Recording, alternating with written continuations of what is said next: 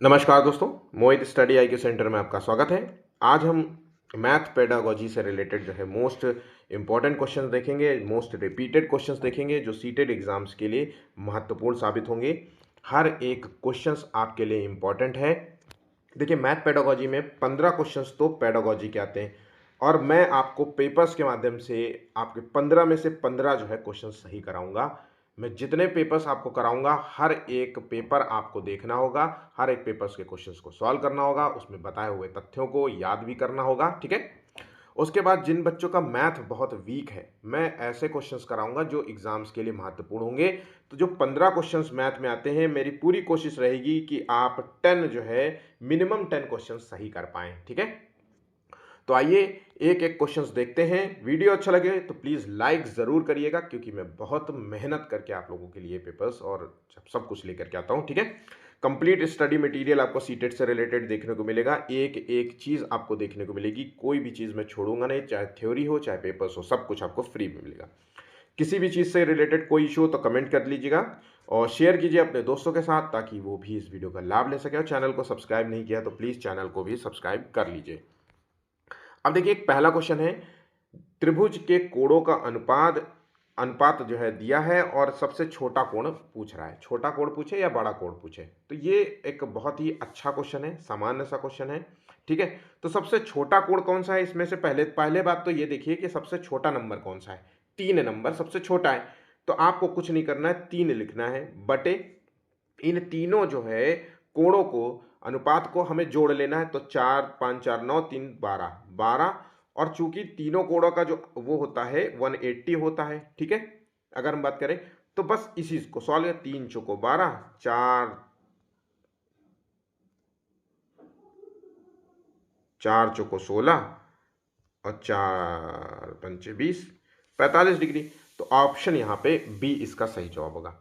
अगर आपसे पूछ लेता कि सबसे बड़े कोण का पूछ रहा है, तो 5/12 इंटू 120 कर लेना है, ठीक है, 180 कर लेना है। कुछ भी ऐसा नहीं है जो आप नहीं समझ पा रहे हैं। जब आप ऐसे करेंगे तो आपको बड़े कोण का जो है वैल्यू निकल के आ जाएगी, ठीक है। यहाँ तक समझ गए। इस क्वेश्चन को नोट कर लेना, शॉर्ट उत्तर है, बहुत आसान तरीके से आपको बताया है। चलिए, क्वेश्चन है, किसी 5 क्रमागत विषम संख्याओं का योग 315 है, तो इनमें से सबसे बड़ी संख्या क्या होगी। तो यहाँ पे कितनी विषम संख्याओं के बारे में पूछ रहा है, 5। तो कुछ नहीं करना है आपको, शॉर्ट तरीका ये है कि मध्य जो है कुल योग, योग बटे 5, टोटल 5 संख्या है तो 5 होगा। तो 315 बटे 5, तो 5 छक्का 30, 5 तिया 15, 63 आया, ठीक है, मध्य संख्या।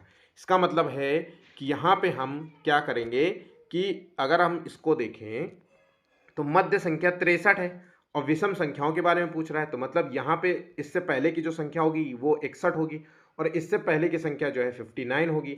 63 के बाद वाली जो बड़ी संख्या होगी वो 65 होगी और इसके बाद होगी 67।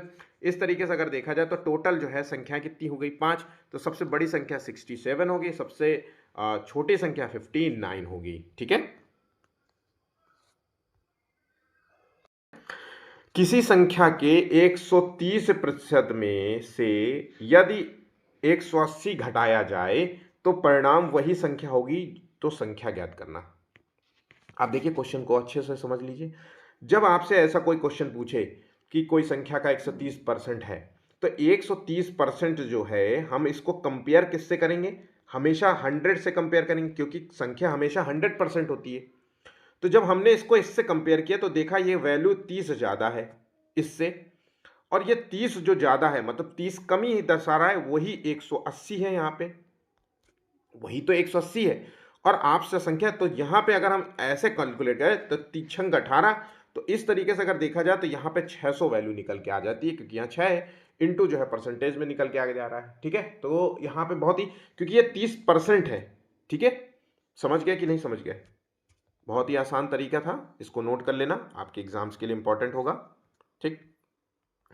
एक वर्ग का क्षेत्रफल जो है 784 वर्ग सेंटीमीटर है, उसका परिणाम क्या होगा।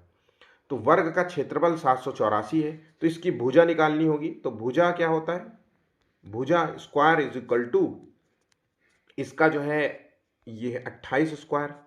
तो भुजा यहाँ पे निकल के आई 28, भुजा 28 निकल के आई।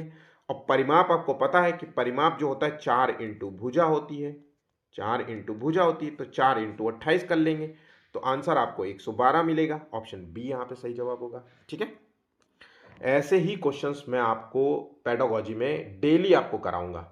तो ऐसे क्वेश्चंस करते करते आप सारे चीज़ें, चाहे आप नंबर सिस्टम हो, चाहे परसेंटेज हो, चाहे एलसीएम हो, या चाहे आप मेंसुरेशन हो, सारे वर्ग आयत इस तरीके के क्वेश्चन सब कुछ मैं आपको करा दूंगा। और वो भी शॉर्ट, जहाँ पे शॉर्ट तरीका अपनाना होगा वहाँ पे मैं शॉर्ट तरीका आपको दे दूंगा। ठीक है, तो बहुत ही आसान होगा। ठीक,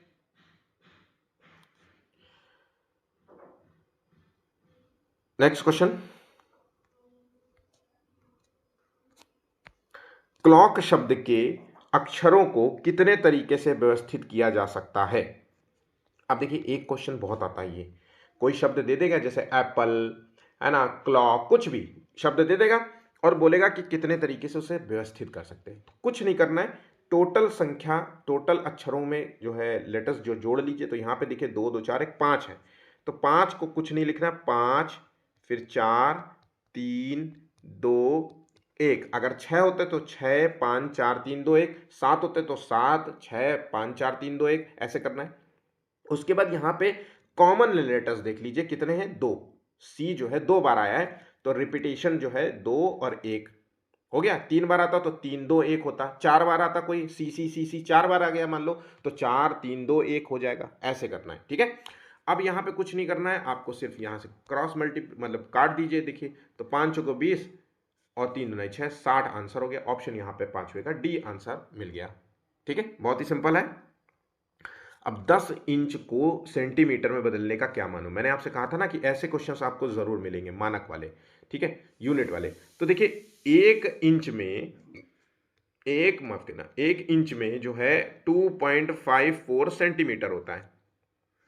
तो कुछ नहीं, 10 इंच का बोल रहा है तो 2.54 इंटू 10, तो 25.4 यहाँ पे आंसर हो जाएगा।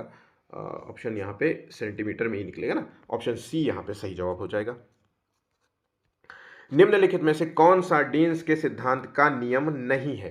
ध्यान रखिएगा, जैसे सीडीपी में आपसे पियाजे, बाइगोस्की, कोहलबर्ग, स्किनर, है ना, ये सब पूछा जाता है, वैसे ही मैथ में एक डीन्स का सिद्धांत दिया गया है, जो डीन्स के द्वारा ही दिया गया है।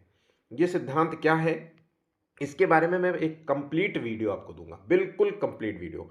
अभी के लिए आप दिमाग से सोचिएगा इसका आंसर क्या है। इसका सही जो आंसर है 7वें का, वो है ऑप्शन सी, जो कि गलत है, मतलब डीन्स के सिद्धांत के नियम के अंतर्गत नहीं आता। ऑप्शन सी यहाँ पे गलत होगा ऑप्शन। ठीक है, गणित शिक्षण में बच्चों की रुचि का विषय के प्रति अभाव एक प्रमुख समस्या है। विषय में छात्रों की रुचि पैदा करने के लिए आप जो है निम्नलिखित में से क्या एक प्रभावी तरीका अपनाएंगे? तो बच्चा जो है मैथ के प्रति जो है उसको इंटरेस्ट नहीं है, तो आप क्या करेंगे भाई? अगर बच्चे के अंदर मैथ को लेकर इंटरेस्ट नहीं है, तो आप अपनी शिक्षण जो है तरीके को बदलेंगे। आप बच्चे के साथ दोस्ताना व्यवहार करेंगे, मतलब डांट धमकाओगे नहीं, उसके क्वेश्चंस पूछने पे या उसके क्वेश्चन गलत करने पे आप उससे डांटोगे नहीं, यही सारी तरकीब अपनाएंगे आप। अब हम ऑप्शंस पढ़ लेते हैं। कमजोर छात्रों के प्रति के लिए जो है अतिरिक्त कक्षाओं की व्यवस्था करेंगे? नहीं। समय विभाग चक्र में गणित विषय को अधिक कालांश देंगे, मतलब जो टाइम टेबल दिया गया है उसमें गणित की, मैथ की जो क्लास होगी वो थोड़ी ज़्यादा बड़ी होगी? ऐसा बिल्कुल भी नहीं होगा, और बच्चा बोरियत महसूस करेगा। विद्यालय में अधिक जो है पुस्तकें रखेंगे? नहीं। जबकि हम क्या करेंगे, खेल विधि को अपनाएंगे। तो बच्चे के अंदर जो है अगर गणित को लेकर के, मैथ को लेकर के इंटरेस्ट जगाना है, तो हम खेल, एक्टिविटी माध्यम से जो है बच्चों को जो है लर्निंग कराएंगे। जैसे खेल के माध्यम से हमने जैसे जमीन में जो है ट्राइंगल, स्क्वायर, सर्कल, इन सब की जो है आकृतियां बना दी, और बच्चे से जो है जंप करवाना सिखाएंगे। एकदम से बोलेंगे ट्राइंगल, फिर उसके बाद बोलेंगे जंप ऑन रेक्टेंगल, तो बच्चा ऐसे एक्टिविटी करेगा। सॉन्ग कर सकते हैं, I can speak number one, ONE number one, तो सॉन्ग्स के माध्यम से करा सकते हैं। तो ये सारी चीज़ें हम जो है बच्चों को मतलब एक्टिविटी बेस पे हम करा सकते हैं। ठीक है, समझ गए? चलिए, प्रथम जो है 20 प्राकृतिक संख्याओं का योग कितना होगा। अब पहली 20 प्राकृतिक संख्याएं के बारे में पूछ रहा है, मतलब 1 2 3 4 ऐसा। तो प्रथम 20 प्राकृतिक मतलब यहाँ पे n जो है वो 20 है। तो फॉर्मूला आप ध्यान रखना, n+1/2, तो 20 और यहाँ पे 20 है, n+1 मतलब 21/2। तो यहाँ पे जो संख्या निकल के आई वो है 210। ऑप्शन ए यहाँ पे सही होगा, नोट कर लेना, एग्जाम में आपसे पूछता है। अब प्रथम जो है 20 सम संख्याओं का योग, मतलब 2 + 4 + 6 ... 40 तक ये जाएंगी, क्योंकि यहाँ पे 20 पूछ रहा है ना, एक एक छोड़ करके, तो 40 तक जाएगी।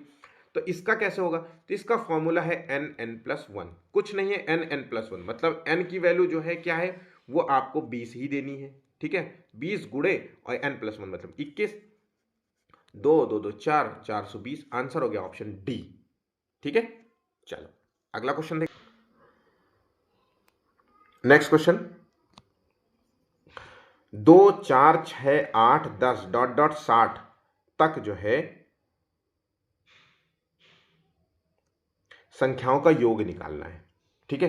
तो ये क्वेश्चन कह रहा है एक तरीके से पहली 30 सम संख्याओं का योग पूछ रहा है, एक एक छोड़ करके, है ना। तो 30 संख्याएं हुई, तो क्या फॉर्मूला बताया, n+1,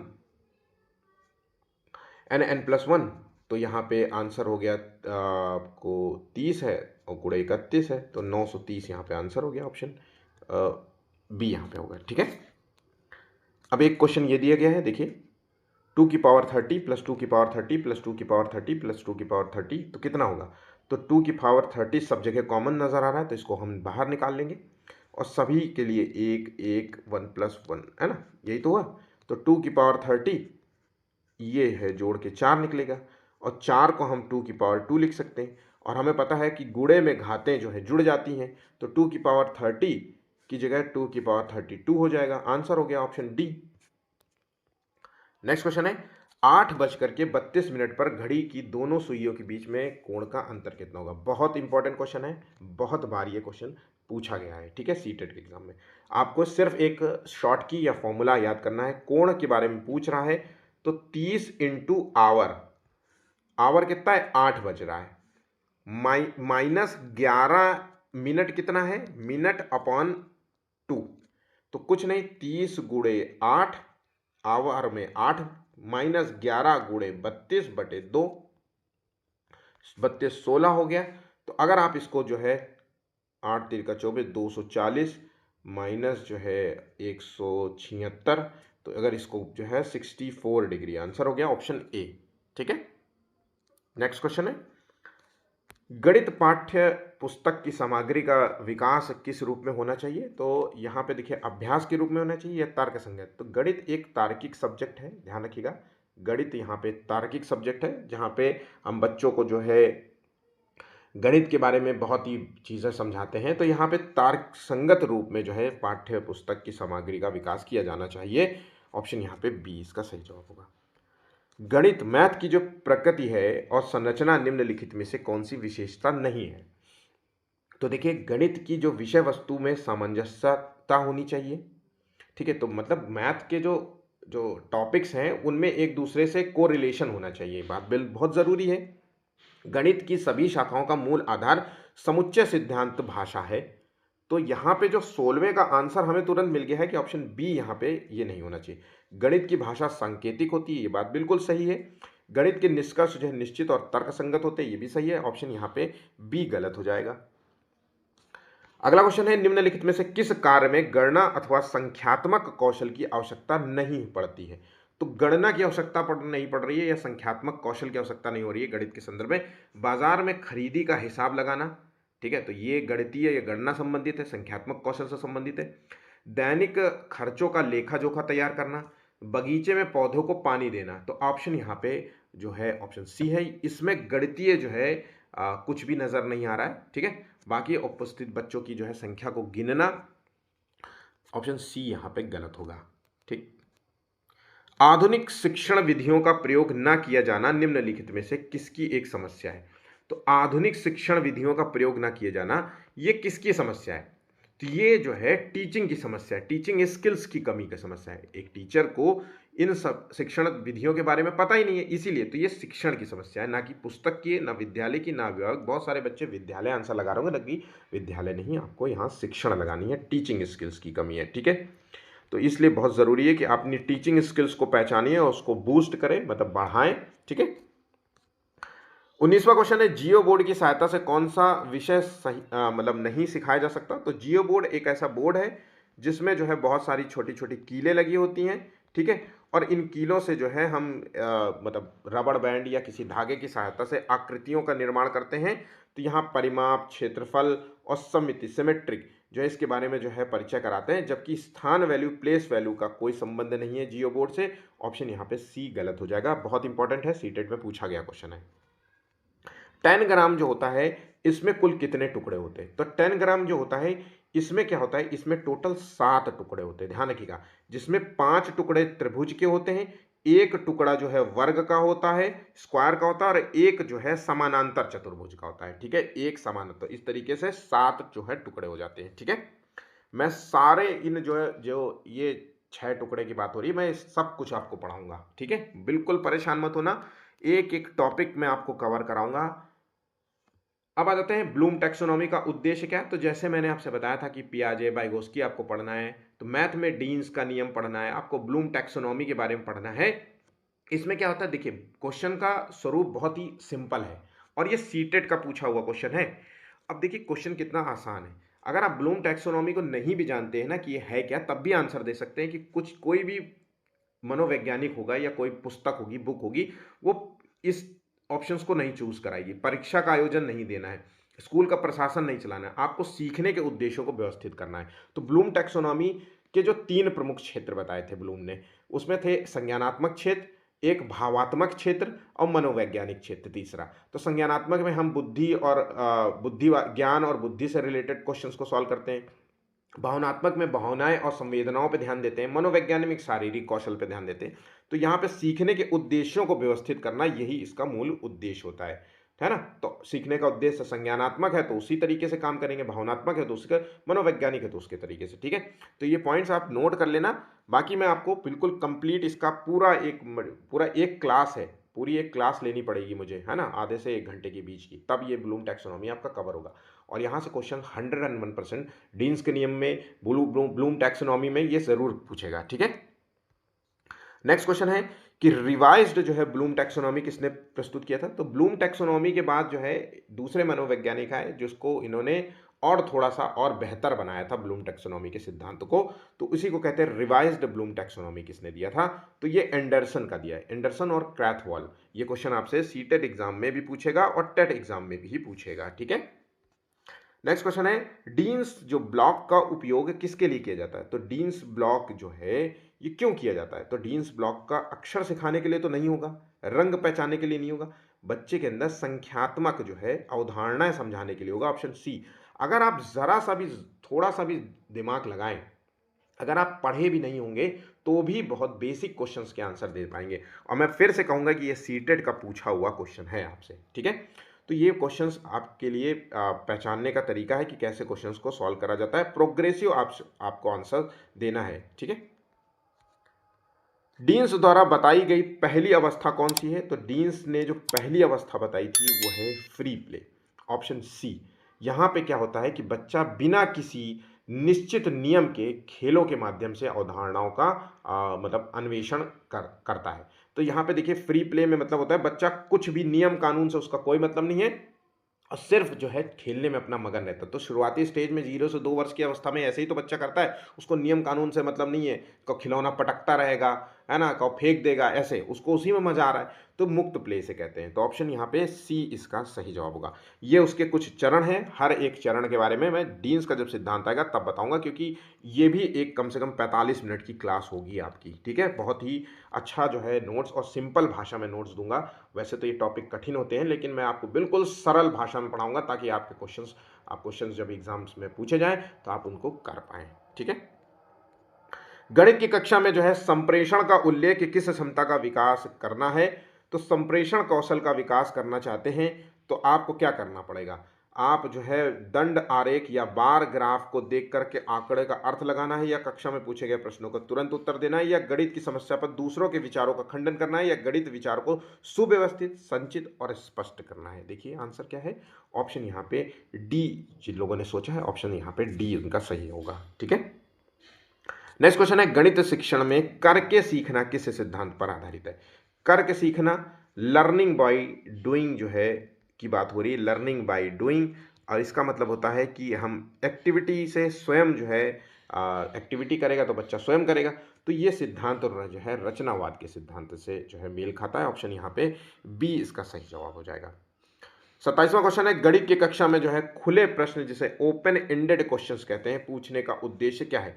तो गणित में जो ओपन एंडेड क्वेश्चंस होते हैं, ये ओपन एंडेड क्या होता है? जहां पे प्रश्न होता है आपसे और उसके कई उत्तर जो है दिए जाएं, यही ओपन एंडेड होता है। ऐसे क्वेश्चंस को अपसारी प्रश्न भी कहते हैं, अपसारी प्रश्न भी कहते हैं। और ऐसे प्रश्न पर जो चिंतन करते हैं तो उसे अपसारी चिंतन कहते हैं, अपसारी थिंकिंग कहते हैं। तो यहाँ पे जो ऐसे क्वेश्चंस होते हैं, ये बच्चे में रचनात्मक सोच को प्रोत्साहित करते हैं। ठीक है, ऑप्शन यहाँ पे बी इसका सही जवाब होगा। नेक्स्ट क्वेश्चन है, एक एक जो है एनसीएफ 2005 मानता है कि गणित में सोचने और तर्क करने का एक निश्चित तरीका निहित होता है। नीचे दिए गए कथनों में से वो कथन चुनना है जो उपरोक्त सिद्धांत का पालन नहीं करता है। तो गणित में सोचने और तर्क करने का एक निश्चित तरीका होता है, तो वो कौन सा सिद्धांत है जो काम नहीं कर रहा है? 28वां, तो देखिए उसे पढ़ाने की विधि, आंकिक प्रश्नों का हल, आंकिक प्रश्नों का हल करने के लिए विद्यार्थियों के निर्धारित सूत्र बताना, यहाँ पर सूत्र याद कराना है ना, ये चीज जो है ऑप्शंस नहीं होगा, ऑप्शन यहाँ पे बी गलत होगा। ठीक है, नेक्स्ट 29वां क्वेश्चन है, राष्ट्रीय पाठ्य चर्चा की रूपरेखा 2005 मानती है कि गणित में चिंतन और तर्कणा का एक सही तरीका सम्मिलित होता है। इस दृष्टिकोण को किसके द्वारा प्रस्तुत किया जा सकता है? तो गणित में चिंतन और तर्क करने का एक तरीका सम्मिलित होता है, ये विद्यार्थियों की विशेष कोचिंग देना नहीं, खोजबीन उपागम का उपयोग करना, हस्तचालकों का मतलब हाथ से जो है एक्टिविटी कराना, संकल्पनाओं को वास्तविक जीवन से जोड़ना, मैथ्स को वास्तविक जीवन से जोड़ना। जैसे सब्जी खरीदते हो तो किलो, कितने किलो है, किलो मतलब 1000 ग्राम, ऐसे जो है। तो वास्तविक जो है संकल्पनाएं जो हैं उसको वास्तविक जीवन से जोड़े, तो विद्यार्थियों को चर्चाओं में सम्मिलित करना। ऑप्शन यहाँ पे बी मूल रूप से तर्कसंगत आंसर होगा, ऑप्शन बी यहाँ पे सही होगा। ठीक है, आखिरी क्वेश्चन है, वैदिक गणित जो होती है, वैदिक मैथ होती है, वो आजकल विशेष रूप से प्राथमिक विद्यालय में बच्चों में बहुत लोकप्रिय होता जा रहा है। ठीक है, इसका प्रयोग निम्नलिखित में से किसके, जैसे आजकल अबेकस पढ़ाया जा रहा है, अबेकस सिखाया जा रहा है बच्चों को गणितीय अवधारणाओं को समझाने के लिए, तो ये क्यों होता है? तो भाई देखिए, जो गणितीय ये वैदिक जो गणित होती है, ये प्रणाली जो है बच्चों में सरल गणित सिखाने के लिए काम आती है, संक्षिप्त रूप से सिखाने में काम आती है, मानसिक रूप से तैयार करती है बच्चों को। इससे होता क्या है कि बच्चों में गणना करने की कौशल जो है डेवलप होती है, और मैथ में जो जो तुरंत जो है क्वेश्चंस को सॉल्व करने की जो है होती है ना, वो होती है। तो गति का विकास होता है, अमूर्त सोच मूर्त रूप से जुड़ता है, अमूर्त रूप से भी क्वेश्चंस को सॉल्व करने लगता है। तो विद्यार्थियों के गणित में समस्या समाधान कौशल का विकास होगा, ऑप्शन यहाँ पे बी होगा, सॉरी माफ कीजिएगा, विद्यार्थियों की गणित में परिकलन जो है प्रक्रिया की समझ, या समस्या समाधान, या गणित की एकाग्रता, या गणना कौशल, या गति, ऑप्शन यहाँ पे डी आंसर सही हो जाएगा। तो वैदिक गणित इसलिए पढ़ाते हैं ताकि बच्चे जो है गणित में जो है गणना के कौशल को जो है डेवलप कर पाए और गति का विकास हो सके। ठीक है, तो यहाँ पे ऑप्शन डी यहाँ पे सही होगा। तो कुछ इस प्रकार के आपको एग्जाम्स में जो है क्वेश्चंस देखने के लगेंगे। आपको, मेरा नाम मोहित चक्रवेश है और आज का वीडियो यहाँ पे समाप्त होता है। वीडियो अच्छा लगा तो प्लीज़ लाइक शेयर कर लीजिएगा, और चैनल को सब्सक्राइब नहीं किया तो प्लीज़ कर लीजिए, उसको भी कर लीजिएगा। ठीक है, धन्यवाद।